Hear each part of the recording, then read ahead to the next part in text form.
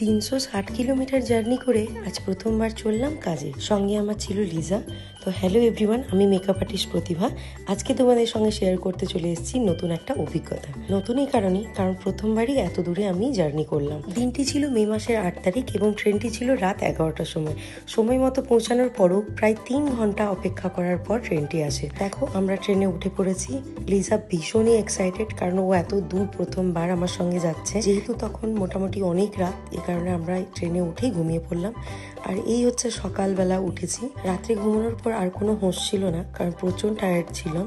এবং আজকের আমাদের ডেস্টিনেশন ছিল রাঁচি পৌঁছাতে মোটামুটি আমাদের 10টা হয়েছিল। অনেকটাই লং জার্নি ছিল। নিচে এসে একটু বসেছিলাম, বসার পর কিছুক্ষণ পর রাঁচি আমরা ফাইনালি পৌঁছাই মোটামুটি 10টা সাড়ে 10টার দিকে। এখানে দেখো লিজা নেমে পড়েছে, এবার আমিও নামছি। কিছু ক্লিপস তোমাদের সঙ্গে শেয়ার করছি আমি ওখানকার, এবং আগেও আমি ভিডিওগুলোতে সমস্ত কিছু শেয়ার করব যে জার্নিটা কেমন হলো, কাজগুলো কেমন হলো, সেটাও তোমরা কিন্তু অবশ্যই দেখবে। এবং এত দূর থেকে যে আমাকে ডাকা হয়েছিল, এটা আমার জন্য ভীষণই একটা ভালো মুহূর্ত ছিল, এবং আমি চেষ্টা করেছিলাম যাতে তাদের মন রাখতে পারি। সেটা তো পরে ভিডিওতে তোমরা অবশ্যই দেখবে। আর এখানে দেখো আমরা নেমে পড়েছি। নেমে পড়ার পর আমাদের ক্যাব আসার কথা ছিল। আগামী 3 দিনের জন্য আমরা রাঁচিতেই স্টে করব, এবং ওখানে গিয়ে কীরকমভাবে কী করলাম সেটাও কিন্তু তোমাদের সঙ্গে অবশ্যই শেয়ার করবো। তোমরা কিন্তু একদমই দেখতে ভুলবে না। তো দেখো, ফাইনালি রাঁচির বাইরে আমরা চলে এসেছি, স্টেশনের বাইরে আর কি। এবং আমাকে ফোনে যেই জায়গাটাতে বলা হয়েছিল দাঁড়াতে, সেই মতো করে আমরা সেখানে যাচ্ছি আর কি। আমি তো প্রথমবার রাঁচিতে পা রাখলাম। তোমরা কারা কারা রাঁচি গিয়েছো অবশ্যই জানিও। এই যে এখানে ফুড প্লাজার সামনে আমাকে দাঁড়াতে বলা হয়েছিল, সেই মতো আমি দাঁড়িয়ে পড়েছিলাম। এরপরে কিছুক্ষণ অপেক্ষা করার পর আমাদের ক্যাব আসে। আসার পর বসে পড়লাম। এবার আমরা রওনা দিচ্ছি হোটেলের উদ্দেশ্যে, যেখানে আমরা 3 দিন স্টে করব।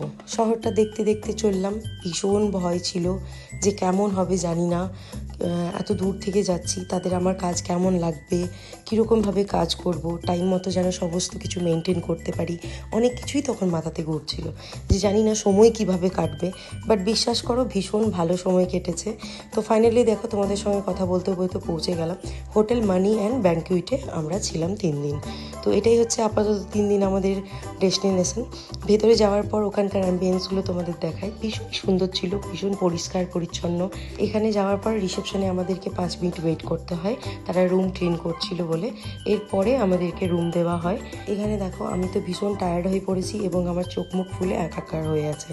তো ফাইনালি এবার আমাদেরকে রুম দিচ্ছে। এবং তখনও কিন্তু ওখানে ব্রাইড এসে পৌঁছায়নি। ব্রাইডেরও বাড়ি ছিল নেপাল থেকে ব্রাইড আসবে রাঁচিতে। যখন আমাদের হাতে রুমের চাবি পেলাম, তখন জানতে পারলাম আমাদের ঠিক পাশের রুমেই ব্রাইড থাকবে, মানে 201-এ ব্রাইড এবং আমি থাকছি 202। এরপরে কী করলাম এবং কখন সাজালাম সেটা তোমরা দেখবে নেক্সট পার্টে।